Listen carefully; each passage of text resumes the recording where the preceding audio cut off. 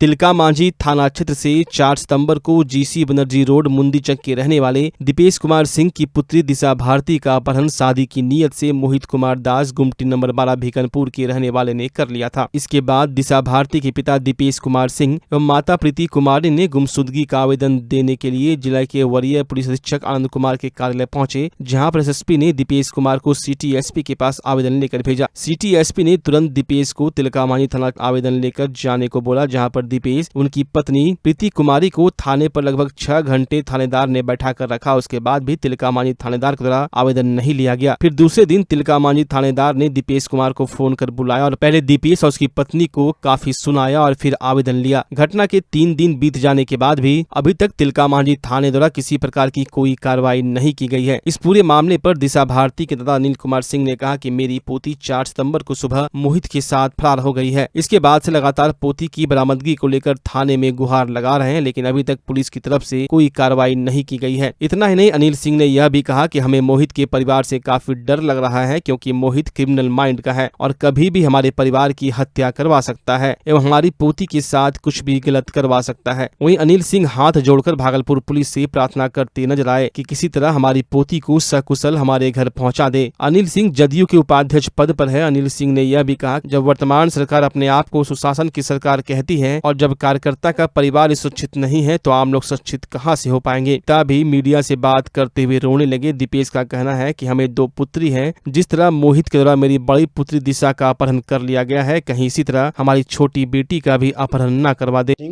JP सेनानी, Janata Dal United के जिला के वरीय उपाध्यक्ष। आज मैं मर्माहत हूँ। 4 तारीख को मेरी पोती घर से निकल गई है कोई एक गलत लड़के मोहित कुमार के साथ, जो गलत लड़का है, और वो शादी करने का धमकी दे रहा है। अब हमारी पोती किस स्थिति में कहाँ है, अब तक हमको पोती से दर्शन नहीं है। प्रशासन 4 तारीख को एफआईआर कराने में थाना प्रभारी ने मेरे बेटे और पुतों को प्रताड़ित किया थाने में, शंभू पासवान जी, और उनका कहना था कि अपने बेटी को ले जाके किसी मंदिर में शादी क्यों नहीं करा देते हो। मैं चैनल मीडिया के माध्यम से अपील करता हूं कि प्रशासन शंभू पासवान थाना पदाधिकारी को आदेश दे कि हमारे पोती का शादी करवा दें। यदि थाना प्रभारी का ये रवैया हम लोगों के साथ है तो आम जनता के साथ क्या होता होगा ये मैं नहीं जानता हूं। मैं अपील करता हूं कि ये ऐसी घटना किसी के साथ नहीं हो, और मैं सरकारी पार्टी का एक कार्यकारी जिला का वरीय उपाध्यक्ष हूँ। मेरे साथ ये हुआ है, प्रशासन की रवैया ढूल चल रही है हमारे साथ। केस करेंगे? जी हाँ, केस करने हैं। वहाँ जब केस करने गए, हम बेटा और पुतों को हमने भेजा था। बेटा पुतों को थाना प्रभारी ने 2 बजे से लेकर 7 बजे तक थाने में बैठा के रखा और एफआईआर नहीं ले रहे थे। 4 बार एफआईआर 4 तरह का लिखवा के फड़वाए, फिर किए, फिर बेटा को प्रताड़ित किए। बेटा हमारा वहाँ से चला आया। फिर 9:30 बजे फ़ोन करके बुलाए कि आइए आपके एफआईआर दर्ज है, तैयार है, दस्तखत कर दीजिए। जब बेटा पुतो गया तो फिर प्रताड़ित शंभू पासवान जी थे थाना पर अध्यक्ष ने किया, ये कहते हुए कि इसमें उसकी माँ का, उसके बाप का क्यों नाम दे रहा है रे, इसको बंद करो। ऐसा क्या कर रहा है ये थाना प्रभारी? ये इसलिए कर रहा है कि उनको लग रहा है कि मोहित दास कोई हरिजन जाति से हैं, उनको यह भ्रम है, जबकि वो राढ़ी कायस्थ हैं और मैं भूमिहार हूँ। हो सकता है हमारे भूमिहार जात से उनको चिढ़ होता हो। बच्ची का डर भी लग रहा है आपको? जी, डर भी लग रहा है बच्ची का? जी हाँ, बच्ची का हमको बहुत भय है कि वो लड़का चूंकि कि कुछ नहीं करता है, क्रिमिनल माइंडेड है, और हमारी बच्ची का उम्र 18 साल है तो उस लड़के का उम्र कम से कम 30 साल है। उसके पहले भी वो लड़की एक लड़की को लेके भागा हुआ था, अथी से मोहल्ले से में मारपीट भी उसको लगा है। ये सब बाद में हमको पता चला। धमकी भी मिल रहा है। जी हाँ, उधर से कल से जो है धमकी अगर हमारे सोर्स से आ रहा है खबर कि 50 लड़के के साथ लड़की को लेके घर में हम घुसेंगे और लड़की के साथ हम उसी घर में रहेंगे, चूँकि इस लड़की का हमारी पत्नी उसको बना लिया है कि हमारी पत्नी जो दिशा भारती हमारी पोती है उसका शेयर होता है। वो ये ख्वाब देख रहा है, उसका माँ बाप सब मिल करके ये षड्यंत्र में भागीदार है।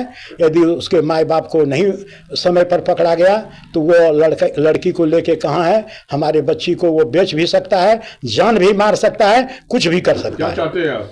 हम चाहते हैं कि प्रशासन इसको अविलंब देखे और सुशासन बाबू तक ये खबर जाए। जो सुशासन बाबू कहते हैं कि बिहार में सुशासन है और उनके जिला के वरीय उपाध्यक्ष के साथ इस ढंग की घटना घट रही है, हम सब परिवार भयभीत हैं। हमको रक्षा चाहिए, सुरक्षा चाहिए। हमारे परिवार के साथ किसी भी वक्त कोई भी घटना घट सकता है। एक छोटी पोती है, वो माउंट एससीसी में पढ़ने सीनियर सेक्शन जाती है, उसके साथ भी रास्ते में वो कुछ करवा सकता है। किससे डर लग रहा है आपको? हमको मोहित दास से डर लग रहा है, उसके बाप से डर लग रहा है, उसके माँ से डर लग रहा है। क्या नाम हुआ आपका? मेरा नाम अनिल कुमार सिंह, वरीय उपाध्यक्ष जिला जनता दल यू भागलपुर। ये क्या हो रहा है? जी सर, सबसे पहले मैं अपना परिचय देता हूँ। मैं दीपेश कुमार सिंह, राष्ट्रीय उपाध्यक्ष अखिल भारतीय गौ रक्षा महासंघ से जुड़ा हुआ हूँ। और मेरी पुत्री दिशा भारती 4 तारीख के सुबह में 5:30 से 6 के बीच में गायब हुई। उसके बाद से हम लोगों ने खोजते हुए 11 बजे मैंने सिटी एसपी के पास आवेदन लेके गया। सिटी एसपी ने तुरंत मुझे बोला कि थाना जाइए आप और जाकर के वहाँ आवेदन दीजिए, मैं कार्रवाई करवाता हूँ। उसके बाद शंभू पासवान जी ने मुझे आवेदन लेने में कम से कम वहाँ पे 5 से 6 घंटा बैठाया रखा हैं। ऊपर से कि हमेशा लड़की लोग भागता है और हम लोग खोज के निकालते हैं, यही काम बचा है पुलिस का। उसके बाद फिर दोबारा रात में मुझे बुलाया गया, रात में कि आइए आपका सिग्नेचर चाहिए। मैं वहाँ गया तो वहाँ पे बोला जाता है कि क्या कहते हैं, माँ का नाम काहे दिया रे हैं। और प्रशासन सिटी एसपी और एसपी के आदेश के बाद इस तरह से थाना प्रभारी शंभू पासवान का कहना है, जो कि हमेशा हमसे फ़ोन करके मोहल्ले और समाज का खबर लेते हैं। क्या चाहते हैं आप? मैं चाहता हूं कि मेरी बेटी सकुशल वापस हो, जहां भी हो, और पुलिस जो भी कानूनी कार्रवाई करती है वो करे। मेरी बेटी के साथ भी आती है तो उसके साथ भी करे, लेकिन सबसे पहले मोहित कुमार दास को अविलंब गिरफ्तार किया जाए। चूँकि मोहित कुमार दास बहुत ही छटा हुआ बदमाश है, जो कि इसमें गांजा का काम भी करता है और हमेशा इस मोहल्ले 12 नंबर गुमटी में रहता है और इस मोहल्ले में 12 घंटा बिताता है। सुल्तानगंज रेलवे स्टेशन का निरीक्षण करने मालदा डिवीजन के डीआरएम मनीष कुमार गुप्ता रेलवे के अधिकारियों के साथ पहुंचे। इस दौरान Sultanganj railway station master Girish Kumar एवं सांसद प्रतिनिधि पवन केसान ने भव्य स्वागत किया। इस दौरान डीआरएम मनीष कुमार गुप्ता ने अमृत भारत योजना के तहत सुल्तानगंज रेलवे स्टेशन का सौंदर्यीकरण को लेकर निरीक्षण कर जायजा लिया। इस दौरान डीआरएम ने मीडिया को बताया कि अमृत भारत योजना के तहत सुल्तानगंज रेलवे स्टेशन का सौंदर्यीकरण हो रहा है। फर्स्ट फेज का काम पूरा हो चुका है, उसके लिए निरीक्षण कर जायजा लिया गया है। दिसंबर माह तक कार्य पूर्ण कर लिया जाएगा। मीडिया के सवाल पर कहा कि सुल्तानगंज देवघर परियोजना ठंडे बस्ते में नहीं है, उस पर कार्य हो रहा है और दक्षिण क्षेत्र में घनी आबादी होने के कारण ओवरब्रिज नहीं होने पर वाहन चालकों को घंटों रेलवे फाटक पर रुकना पड़ता है। के सवाल पर कहा कि जल्द से जल्द ओवरब्रिज बनाया जाएगा। सांसद प्रतिनिधि के मांगों पर भी आश्वासन दिया, उसे भी जल्द पूरा कर लिया जाएगा। यहाँ पे जो हम लोगों का आज मेरा यहाँ पे सिर्फ सुल्तानगंज में आया नहीं था पहले, तो सुल्तानगंज में जो हम लोगों का अमृत भारत स्टेशन का जो कार्य चल रहा है उसकी समीक्षा करने के लिए हम आए हैं और कुछ यहाँ की जो कार्यों की प्रगति है उनको हम लोग देखने के लिए आए थे। तो बेसिकली पर्पस यही था कि जो अभी अमृत भारत स्टेशन का काम चल रहा है और जो फेज़ 2 में हम लोगों को कार्य करना पड़ेगा, उन दोनों में सामंजस्य कैसे बिठाया जाए। फेज़ 2 में भी काम होगा? हाँ, बिल्कुल। सभी अमृत भारत स्टेशन में फेज़ 1 कब तक पूरा हो जाएगा? नहीं, देखिए, अमृत भारत स्टेशन का फेज़ 1 का तो हम लोगों ने प्लान किया है दिसंबर तक ये पूर्ण हो जाएगा, परंतु कुछ सुविधाएं जो हैं जो हमें लगती हैं कि और ज़रूरी हैं और इस बार हम लोग उनको अकोमोडेट नहीं कर पाए, तो वो हम लोग जो है फेज़ 2 में उसको कंप्लीट करेंगे।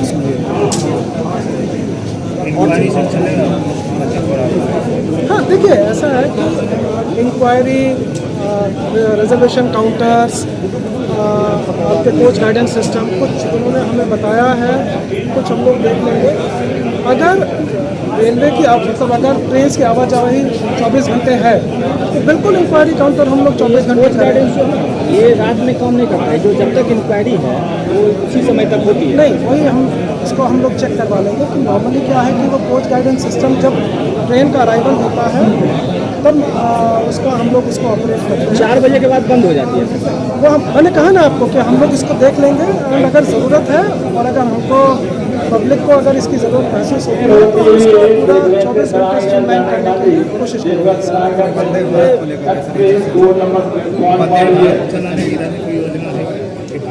वो भागलपुर से ही चलेगा, वो सुल्तानगंज तो नहीं है। श्रावणी मेला में जो सुविधा रेलवे देती है, भादो मावी में भी कांवड़िया आधा से अधिक आते हैं, सुल्तान उतरते हैं, लेकिन वो रेलवे की जो खराव है ट्रेन का वो भादो मावी भी रहनी चाहिए। नहीं, देखिए वो भी हम लोगों ने अभी देखा, एक हॉल ऑलरेडी हम लोगों ने अभी बनाया हुआ है, तो अभी हम देख के आ रहे थे तो उसका तो ऑक्यूपेशन अभी है नहीं, कोई उसमें रुक नहीं रहा है।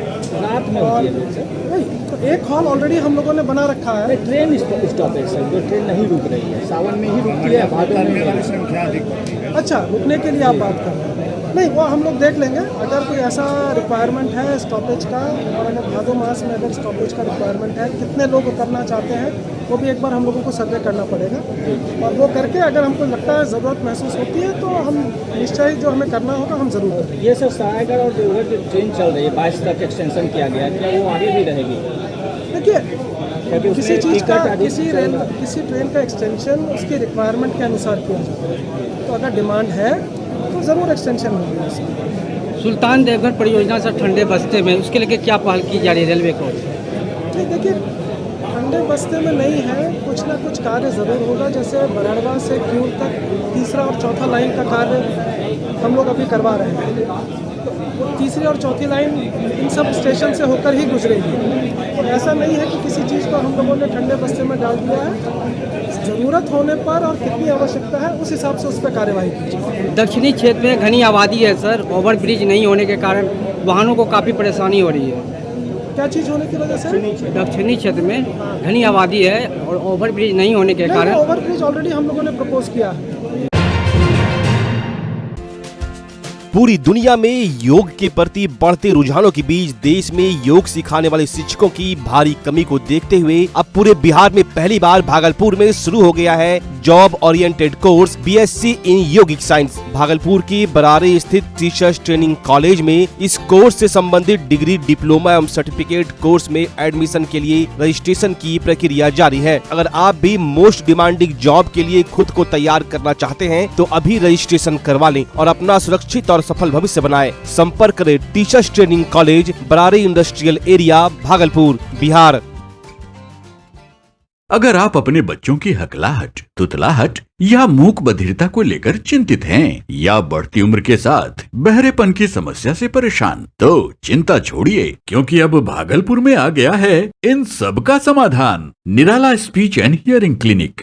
ऑडियोलॉजी, स्पीच थेरेपी के साथ साथ विश्व स्तरीय best digital hearing aid with rechargeable and Bluetooth facility. तो आज ही सुनने की जांच कराएं तथा सुनने की मशीन लगवाएं। निराला स्पीच एंड हियरिंग क्लिनिक। हमारा पता है बड़ी पोस्ट ऑफिस के सामने, मेट्रो मिर्ची रेस्टोरेंट तथा सेंट्रल बैंक वाले रोड में, भागलपुर। मोबाइल 7050193341। हमारी 2 और भी शाखाएं हैं। पूर्णिया में Panchavati complex, Bihar talkies road, line Bazar, Purnia, और अररिया में टाउन हॉल के सामने वाले मिर्जा गालिब रोड में, AB मेडिकल के समीप। नमस्कार, मैं डॉक्टर अजय कुमार सिंह, शिशु रोग विशेषज्ञ, बिहार झारखंड में अग्रणी मेरा स्नेह अस्पताल, जो सबसे पहले बिहार झारखंड में कृत्रिम श्वसन मशीन यहाँ आया, ब्लड गैस एनालाइजर आया, और एक नायाब मशीन क्रिटिकूल जो देर से हुए बच्चे में इलाज में बहुत सक्सेसफुल है और वह विकलांगता से बचाता है और बचने की संभावना बढ़ती है। वो मशीन जो देर से रोया बच्चा है उसमें 3 डिग्री कम टेम्परेचर पर रखा जाता है और 3 दिन के लिए रखा जाता है, लेकिन वो 6 घंटे के अंदर उसको उसमें रखना पड़ता है।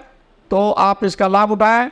और दूसरी बात, जो आयुष्मान योजना है उसके तहत 5 लाख का चिकित्सा आप अपने नवजात के लिए, बच्चों के लिए आप यहाँ उपलब्ध है उसको ले सकते हैं। ध्यान रहे कि 5 साल के कम के उम्र में के बच्चों को आयुष्मान कार्ड की अलग से ज़रूरत नहीं है। यदि आपके माता पिता ये का नाम है तो वो इसमें लाभुक हो सकते हैं और आप इसका लाभ उठा सकते हैं। धन्यवाद।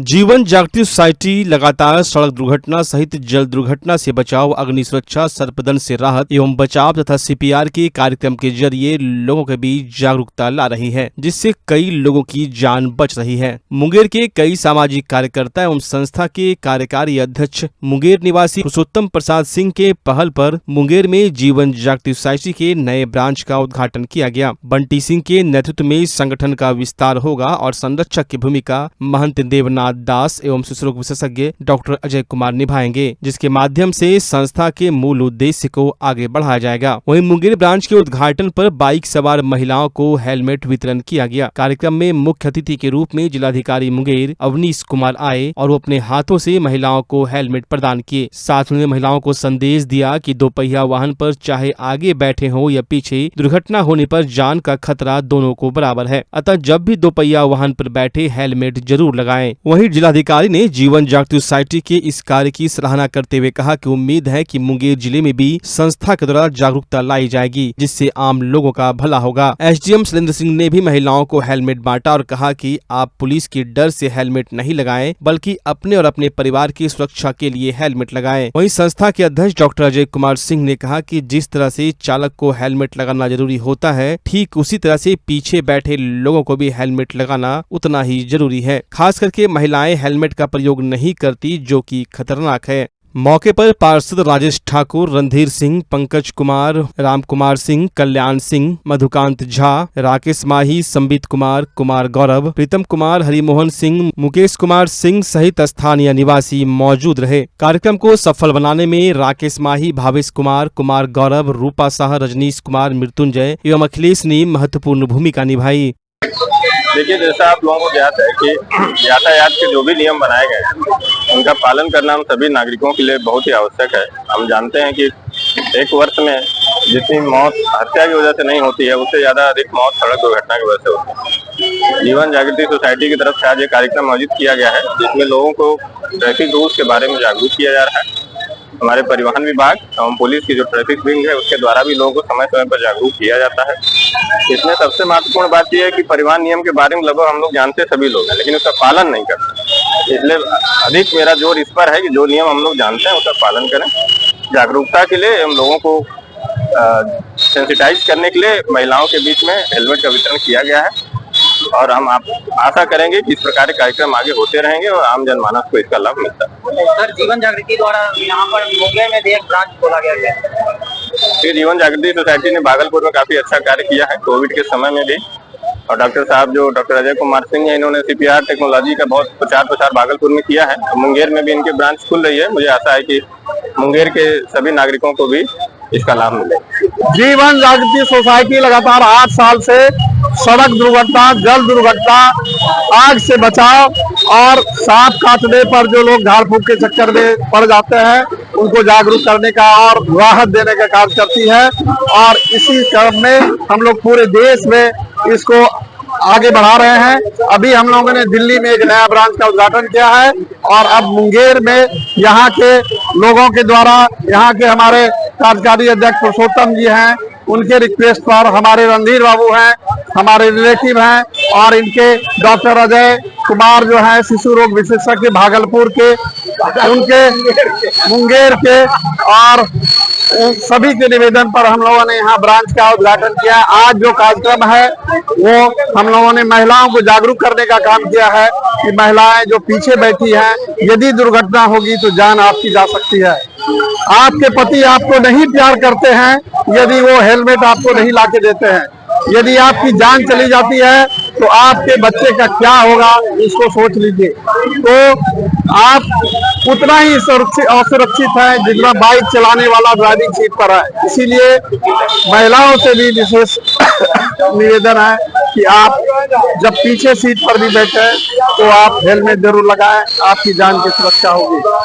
आज इस कार्यक्रम में हमारे जिलाधिकारी जो मुंगेर के जिलाधिकारी है महोदय है, एसडीएम साहब, दोनों आकर इस हम लोगों के जो जागरूकता मुहिम को है उसको चार चांद लगा दिए। उनके लिए हम लोग आभार व्यक्त करते हैं। और हमारे मान जी जो लगातार गंगा प्रहरी के रूप में काम करते हैं, इनके सानिध्य में ये यहाँ पर चलेगा और बंटी सिंह जी संयोजक की भूमिका में रहेंगे और कई लोग यहाँ जल्द ही एक विस्तार से जीवन घाट में भी यूनिट बनेगा। बोल दीजिए। भागलपुर में दो बाइक के बीच आमने सामने की भीषण टक्कर हो गई। हादसा इतना जबरदस्त था कि एक बाइक का अगला हिस्सा पूरी तरह से क्षतिग्रस्त हो गया। मामला सनहौला थाना क्षेत्र के SH84 पेट्रोल पंप के समीप हुआ। घटना के संबंध में बताया जा रहा है कि होंडा साइन बाइक पर सवार बबलू कुमार झा खकड़ा से सखुआ की तरफ जा रहे थे। इसी दौरान सखुआ से मुर्गिया चक की तरफ से आ रहे प्लेटिना बाइक पर एक युवक ने सामने से उन्हें टक्कर मार दी, जिससे कि बबलू कुमार झा को गंभीर रूप से चोट लगी। घटना की जानकारी स्थानीय लोगों ने पुलिस को दी। सूचना के 15 मिनट बाद पुलिस मौके पर पहुंची, जहां पर ग्रामीणों के सहयोग से घायल को सामुदायिक स्वास्थ्य केंद्र सनहौला में भर्ती कराया गया, जहां पर उनका इलाज चल रहा है। हादसे में घायल बबलू कुमार झा का राइट साइड हाथ टूट गया, जबकि शरीर के अन्य हिस्सों में गंभीर चोटें लगी है। बबलू ने बताया कि टक्कर के बाद हम सड़क पर गिर गए। मौका देख प्लेटिना बाइक चालक फरार हो गया। इधर सूचना के बाद मौके पर पहुंची पुलिस ने घायल बबलू कुमार झा के परिजनों को चौकीदार की मदद से सूचना दे दी। डॉक्टर ने घायल की स्थिति को देखते हुए बेहतर उपचार के लिए जवाहरलाल नेहरू मेडिकल कॉलेज अस्पताल रेफर कर दिया। थाना अध्यक्ष चंदन कुमार ने बताया कि दोनों बाइक को जब्त कर लिया गया है। घायल को इलाज के लिए सामुदायिक स्वास्थ्य केंद्र में भर्ती कराया गया है। आगे की कार्रवाई की जा रही है। सुल्तानगंज प्रखंड में गंगा का जलस्तर 20 दिन पूर्व बढ़ने पर गंगा किनारे रहने वाले हजारों किसानों की फसल व वृक्ष गंगा में प्रभावित हो गई। वहीं तिलकपुर पंचायत के कुलगाम गांव के रहने वाले दर्जनों किसानों ने बताया कि 20 दिन पूर्व गंगा का जलस्तर बढ़ने पर हमारे खेत में लगे मकई, हरा सब्जी, आम का पेड़ गंगा का कटाव होने पर गंगा में प्रभावित हो गया। अब हम लोगों को काफी चिंता सता रही है। अब हम सभी किसानों का कैसे जीवन यापन होगा, इसके लिए मीडिया के माध्यम से जिला पदाधिकारी, स्थानीय पदाधिकारी एवं बिहार सरकार से मांग की है। हम लोग को मुआवजा राशि एवं गंगा के कटाव से बचाने कोई ठोस उपाय किया जाए।